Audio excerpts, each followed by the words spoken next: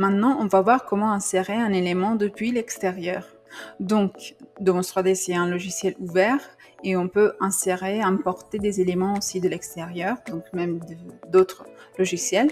Donc, depuis la vue planimétrie toujours, on appuie sur la touche, sur la commande depuis un fichier, ici dans la barre outils, et on va chercher un élément. Donc là, j'avais téléchargé un élément.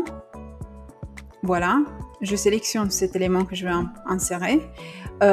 Ici, nous avons toute la liste des fichiers compatibles avec Domos 3D. Si vous ne voyez pas l'élément dans l'extension que vous avez sauvegardé, sélectionnez la bonne, le type, la typologie de fichier que vous avez à importer et après contrôlez que tout ça passe bien. Donc je sélectionne l'élément et j'ouvre. Je fais OK. Je contrôle les dimensions en X, Y, Z et je fais OK et je l'insère. Donc même pendant que je l'insère, je peux modifier la rotation avec le plus et moins et je l'insère ici.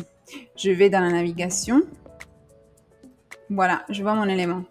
Donc une fois que nous avons inséré un élément, comme dans ce cas du tabouret, on peut aussi enlever des éléments. Par exemple, si on ne veut pas voir un magazine ici, on peut sélectionner l'élément avec un clic droit, supprimer, sélection bloc. Là, on a cette fenêtre qui nous permet de supprimer un élément qu'on ne veut pas. Donc, si on insère un groupe d'éléments, on peut supprimer qu'il y ait un seul. Donc, on sélectionne OK. Et après, si on veut modifier le matériau, on va dans Matériaux, ici.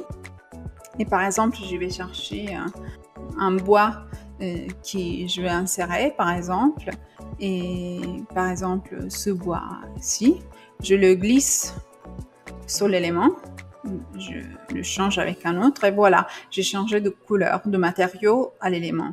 Si je veux aussi modifier la texture parce que ça correspond pas, ça me plaît pas comment ça répète, je sélectionne avec un clic droit l'élément, je sélectionne texture mapping et je vais modifier la texture de la part de l'élément que je veux modifier.